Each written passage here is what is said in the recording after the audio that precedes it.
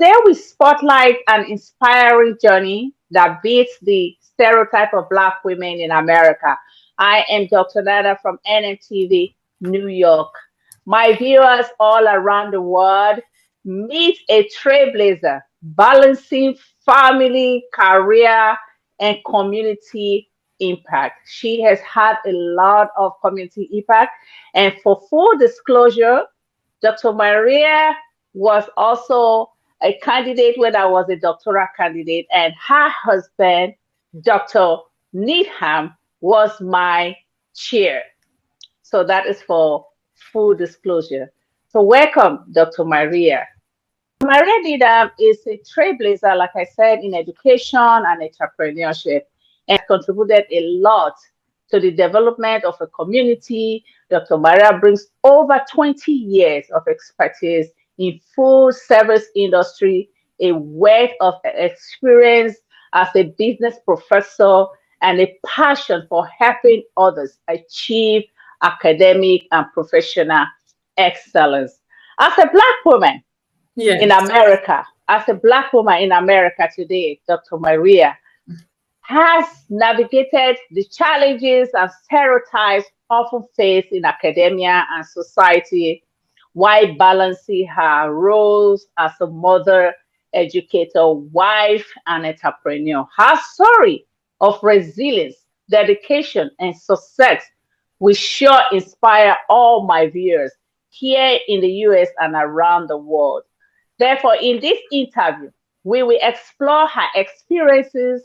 She will advise us how she overcame the societal barriers and how she has fostered a legacy of educational success within her family that I have seen. So let's get started with Dr. Maria Needham. Once again, welcome to the studio. Thank you. Thank you. Okay. So first, I first Welcome. question, yes, my first question will go, given your family educational achievements that I personally know, can you share your experiences as a Black American facing challenges and stereotypes, especially as a Black woman in academia and society? How have you navigated these challenges? Okay, Dr. Nana, I have to say that I have not had many teaching positions. And it's not because I am not qualified, it's because I stayed in one teaching position for 19 years and I had a few teaching positions, job offers. And it's because I qualified. Nobody has done me any favors. And every job I have had now and in the past, I have qualified for those jobs. Um, Before I became an academics, I worked out in the field with different jobs, and I never thought I would get into this field. I always said that once I finished my career, I would teach in academia, and it just came to me. I put it out in the universe, and one day I got a job offer teaching as an adjunct, and I was very happy with that job until 2019 that they had to close the door. But after that, I did get a few more jobs in academia. I've experienced stereotypes out in the work world when I was real young, but that's when I was real young, due to my stereotypes and the way in the specific area I lived in. I grew up in a city in Detroit, Michigan called Highland Park. It was considered a poor city in Detroit. Some areas of Detroit are poor. So the jobs I went to, people assumed that I was poor. And stereotypes are people used to ask me, "Can I touch your hair? Um, can I?" And made fun of my features. I could go way back to my first job. I was a camp cooking at a camp, and one of the guys who was obviously handicapped, he couldn't walk that well. No, he was Caucasian. He talked about my lips, my nose. how I talk. Um, but I couldn't understand that why he would target me like that. And at the same Mhm. camp, my boss at the camp, someone told me she used to talk about me all the time behind my back, and she was racist. And I didn't know it because she didn't show it to me. So I asked her, I said, "Why are you so racist? Why are you talking about me like that?" Well, she explained to me that when she was a kid, the black kids used to beat her up. But I said, well, that's not me. So some people are racist because of their background. And some people are racist because of their family heritage and what they have learned. And that's where they got these stereotypes from. But as I grew up and became more mature, I started to understand people more, understand why they were the way they were, and then I talked to them and asked them why. What did I do to them? So So Mhm. in essence, what do you advise young people that are coming up, young African Americans who are color people? What will be your advice for them on that note from your experience? I say get to know people and get to understand why they are the way they are. They could have the stereotypes because of their family, uh, where you come from, or where you live, or how you look. So get to know people and understand people. Show kindness, Show and kindness. maybe they will get over this. Right. Exactly. Not just stereotype and whatever happened in the past that you paint it on the other next person that is a brown person or that is a black person. So they need to get to know people before acting towards the people the way they should act to normal people, right? So that should be Right. like a takeaway on that. So Get to okay, know thank you. because I have met beautiful people of our races, nationality, creed, and sexuality, and they have gotten to know me. But you have to be mature enough to understand that you can't go around angry. So that's what I suggest. Try Okay. to talk to people, and if they have the maturity, they will come Mhm. around. They will come Okay. around. If not, you need to fight. You know,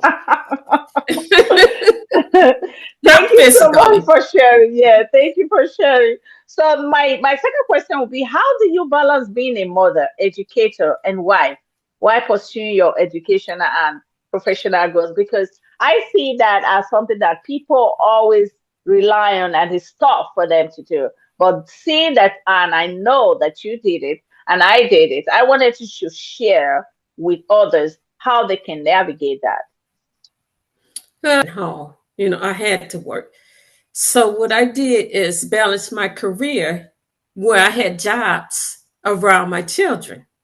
I got a job with the school district, and therefore I had my holidays off and summers off. Whereas before that, I had to work on the weekends, work late. So I decided to build up my resume enough so where I could get a job around my children schedule. So we mostly Oh. had the same schedule. Mhm. Okay, thank you. That should be a lesson for people to walk around whatever they have and making sure they continue to further their education and also pursuing the career goal. Not because you are a mama and you are home and you just rely on that. We don't have that opportunity or the privilege to be able to sit at home and not work just because Right. we are And married, some people, right? And some have women, they children. could get part-time jobs to be with Right. their children. Right. That's right. Okay, that should be another takeaway for them. So, how have you used your experience to challenge perception about Black Americans? How have you used it? Because many people just, think that Black Americans are not educated or probably they are not even interested. So, how have you used your experience to challenge that perception about Black American and education within your community and beyond? Okay, I joined organizations like the NAACP in my community I grew up in, just to help other people and give back to the community. The NAACP is for people of all nationalities, race, and creed. And it's an organization that helps everyone. So I joined organizations like that. And I joined organizations in college, like student government. So, these are some type of organizations where you have to give back to the community. Okay. So that will help some other Black women out there or color people out there to go out and join some communities so they can help others. They help Right. join some organizations to be able to help others, back on track, going to school, becoming an educated person and also a professional person while you are a color person. So thank you for sharing that. Um, so now, how do you instill educational values in your children and support their academic success? Because for I know your kids, they are all graduates, and I think some of them are married. So how were you able to do that? Because this system is very tough. It's not a system that you can easily tell your children what to do. It's Okay. really difficult. So say that your kids to share with us so our viewers can learn from that. How were you able to manage that? Okay. I always supported the notion that a good education is suitable for all young people. I always encourage my sons. I have three sons to get a college education, no matter what. Even if they want to become entrepreneurs, you can always fall back on that college degree. Uh, Life is hard for any young person without a degree. Um, I always tell my sons, always carry a professional demeanor in public. And Mm. that goes for young ladies as well. Tell them to dress right, act professional, wear professional clothes, and talk professionally. And therefore, maybe someone will give you a chance. You may not get a chance right away at the college, but eventually you will get there. Thank you so much for sure. That means regardless whatever it is you are having in your mind, get college education first. That is very Right, important because life without college is hard. It's just like starting life hard. So it's important. So whatever it is, whatever you can do to get college education, right, especially right, as a Black and brown person, that is right, where the step starts. You need to start from there before any other thing. So that should right. be an advice. Thank you so much for that. So now, why is creating a supportive family environment for educational growth essential? Why do you think it's essential, especially in the face of societal barriers? Why do you think creating a supportive family environment for educational growth is essential? Okay, I'll be right, okay, okay. As I mentioned that, I always encourage your children to get a college education, but whatever they do, support them in any endeavor they want to achieve. If your children struggle in college, suggest ideas to help them to succeed. Because if you're college educated, you can help your children succeed. Don't discourage them. I always encourage them not to drop out of college. Tell them to hang on in there. Even if it takes a few years, they will eventually get a college degree. Do not play favorites with your children. Always support them no matter what they do in life. inspiring and also encouraging. So no matter what, just support them. There's no way to play favoritism or anything. Just support them and encourage them. That should go. So my final question here before I let you go, Doctor, is what words of encouragement do you have for aspiring Black Americans striving for academic success despite obstacles and stereotypes? Because I have the privilege to teach in so many universities here, and I see every time I see a student that is a colored person, I always encourage them, to finish up. And even in capstone, sometimes they struggle, and so many things comes up, like so I just encourage them. You're already here, you may as well just finish. Don't drop the capstone and then come back next time. It might be longer. So what words of encouragement do you have for aspiring Black Americans striving for academic success despite obstacles and stereotypes. So that will be our last question for this interview.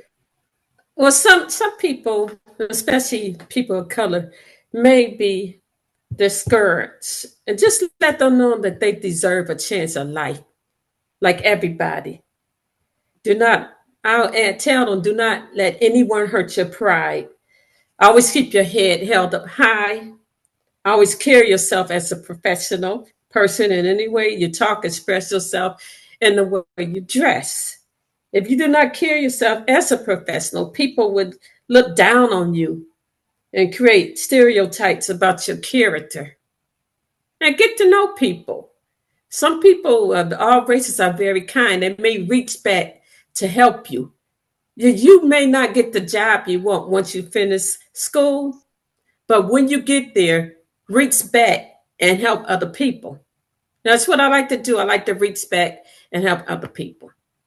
Thank you And so that's my much. That's why you are suggestion. here. That's why you are here today. I mean, we are not from the same clan, but we are here today together because we met somehow and somehow we are together today. So that truly shows how you like to help and connect with people. So that will be all for today. Thank you, Dr. Maria Needham, for sharing your powerful story and invaluable insights. Your journey is a testament to the strength of determination, the importance of education, and the impact of challenging stereotype to our viewers. I'm sure my viewers have learned a lot today. Thank you so much for coming in to NMTV studio. Thank You're you. welcome, Dr. Nana, and thank you for inviting me. All right. Thank you.